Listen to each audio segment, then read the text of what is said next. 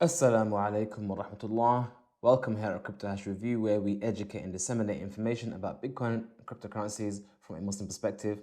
And we are continuing on our video series addressing objections made towards Bitcoin from Islamic leaders and learned individuals.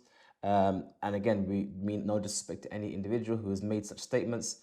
As we said before, we believe that most of these objections are made based on a incorrect perception of how Bitcoin works or incorrect perception of how economy works, and it's no fault of them. It's just an issue of filling in the gaps and then adjusting and updating one's views. But here we have an objection which is money should not be hoarded but circulated. Again, this is one of the many objections that have been made against Bitcoin that has nothing really to do with Bitcoin. Money should not be hoarded but circulated. I think the premise behind this is that people who buy Bitcoin, they hold it. So they buy and they hold. There's a famous statement called HODL. You HODL your Bitcoin, you buy it and just hold it. Now, Bitcoin does not tell the users what to do with it. There is nothing that Bitcoin has, dictates, says that says to people, you must do this with your money. That's not how it functions. Nor does any money tell you what to do with it. Money is just a medium to measure value and to transact and give that value to someone else. Or you can say, reword it, it means to measure how much people owe you or the community, society owes you, whatever the case may be. But the point is, it doesn't dictate what you must do with it. People may do different things with money. I may use money to do haram. I may use money to hoard. I may use money to spend. I may use money to do many things. But that has nothing to do with money, much like a knife has nothing to do with murder. The one who uses it, you could say, takes the brunt of the issue. And I don't believe, next point is, I don't believe that we should dictate to people what they should do with their money. Everyone has their own circumstances, their own lives that they live, and their whole things they have to consider for themselves and their family. Maybe a person lives in a country where their government is a totalitarian regime where they dictate everything that they can and can't do, and the only way for them to get their money and secure their money from being taken is via Bitcoin. It's not for me to dictate what they must do with their money and say, oh, but you can't hold your money, you must spend it. It's not for us to say that. Maybe a person, they have no need to spend their money because they're just interested in retirement. There's so many things a person may factor in making their decisions, and we should leave them to do so. We as Muslims, and Islam gives us guidelines about how we should spend our money when we do decide to spend the money, but it doesn't say, oh, you must do so, otherwise you're sinful, which is basically what we're trying to address here. We're trying to see, is Bitcoin haram?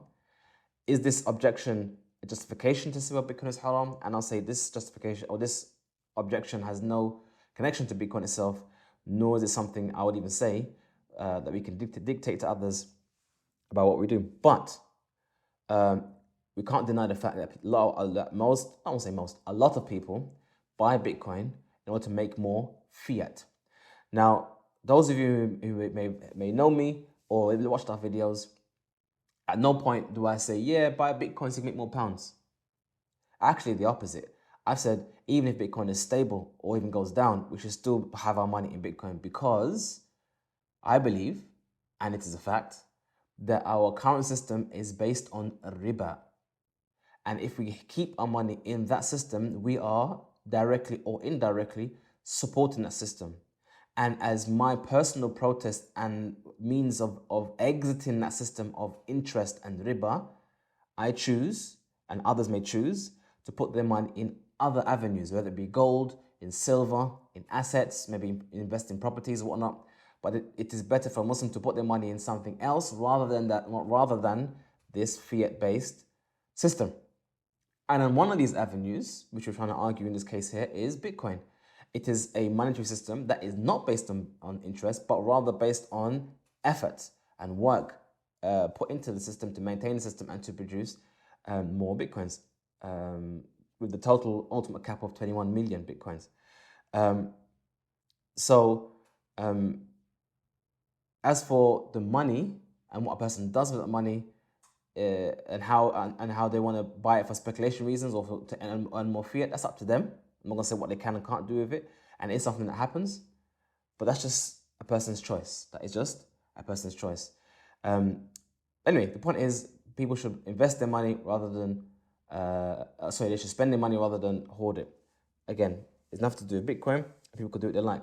Now, what would you suggest then? I mean, would you suggest that if people do use Bitcoin, that they must spend it as soon as they have it? Otherwise Bitcoin is haram? As you can see, this argument doesn't make sense. If this discussion or this argument is against the Bitcoin network, it has to be something related to actually Bitcoin, not how people behave around Bitcoin.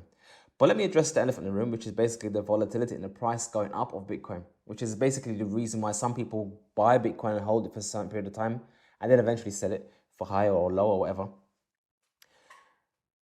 Should Bitcoin's price go up?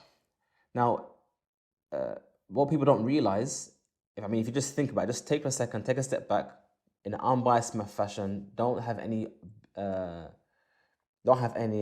feelings towards or against Bitcoin, just look at it as a situation as it is. Satoshi Nakamoto launches the Bitcoin network in 2009. At that moment, Bitcoin was just an idea, it was just a program, there were these numbers on the system. It has value, conceptual value, but no one valued it yet. Until some point, someone actually decided to give 10,000 Bitcoins to get 2 Papa John's pizzas. That was the first time Bitcoin actually had been involved in a transaction for a product, for an item or service or something. And at that time, Bitcoin was still less than a penny or something like that. It was nothing. So from that moment up until today, which is now $30,000, how do you expect Bitcoin to get from there to there? Should Satoshi just say, by the way, I've launched a Bitcoin network and every Bitcoin is worth $1 million? I mean, who's going to pay $1 million for that? No one would. And no one should pay. I mean, you can, but it's not for us to dictate the value of it. It's down to what people are willing to pay for it. So as more and more people adopt and accept Bitcoin as a better alternative or just something to use even, the price is generally affected. The price of Bitcoin going up is more a reflection of the adoption of the network by people, which again influences its perceived value. So we can't say, this price is nonsense. It's not nonsense. It's the only way you can get from zero to where we are now. I mean, Bitcoin won't go up in a straight line. I mean, even if Bitcoin was like $1, for example, and then Bitcoin went now to $2, the price has effectively doubled. Whoever has Bitcoin has now doubled their money. So those people who have just now got money has now just doubled, they're going to spend it. Buy a car, buy this, whatever they want to do with it, whatever they want to do with it, because they can do with it what they want. And that means they're going to have to sell Bitcoins. And hence that causes the price to go down a bit. So the price going up and then going down, that's just a reflection of some people making money and then spending it and then making money and then spending it. I'm not saying making money, I mean making their fiat money. So again, this up and down pattern, all it does is just demonstrate 2 things. Number one, the general flow of Bitcoin from worth nothing to $35,000 and continue going up. That is just a reflection of the global adoption of Bitcoin. More and more people are adopting Bitcoin as being worth something. And because they are adopting it and accepting it as a currency, its value is now going up.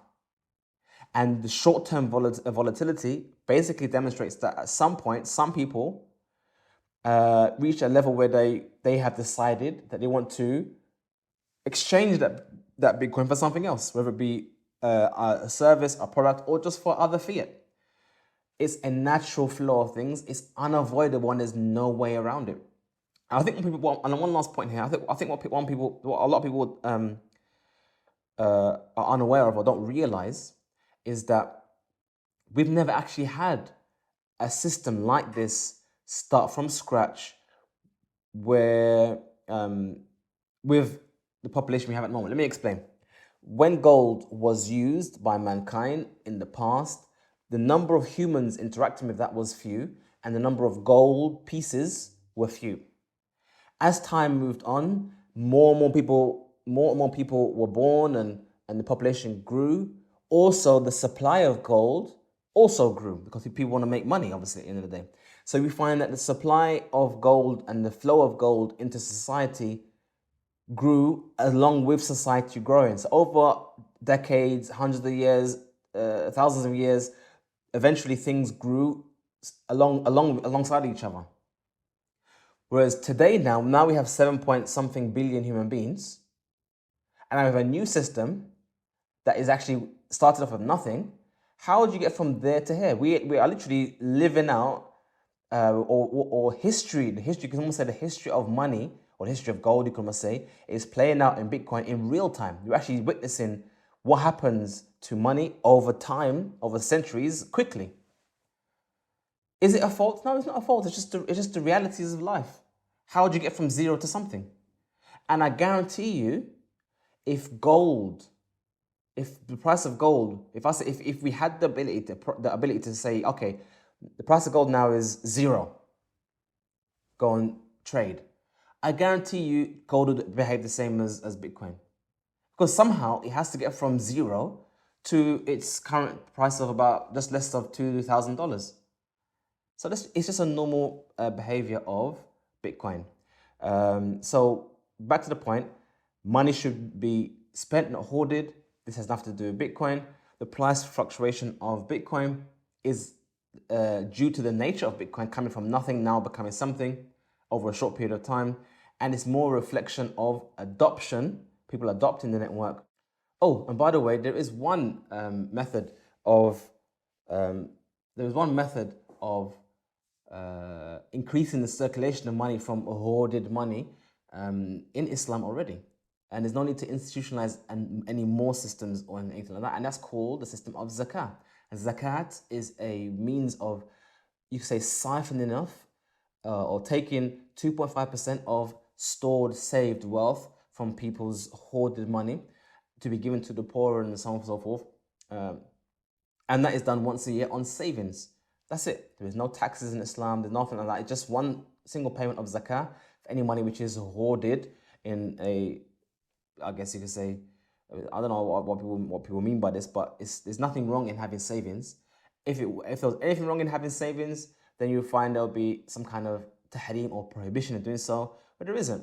We have zakah, which purifies our wealth, which allows us to continue on without any kind of sin. As long as you give your zakah, do with your wealth as you see fit. And that's not only one thing the last part I wanted to answer about this. So that would mean, by definition, that Bitcoin is zakawi, and there's no doubt. Bitcoin is the purest form of recording a debt or purest form of currency. Gold is currency and other things. You can use other things. Silver is currency and could be other things, whereas Bitcoin is pure currency and nothing else. We hope you find this video beneficial. Press like on this video if you liked it. Share with us your comments in our comments in some comment section below. If you want to contact us, you can find our details on our website, crypto-review.com. Assalamu alaikum wa rahmatullahi wa barakatuhu.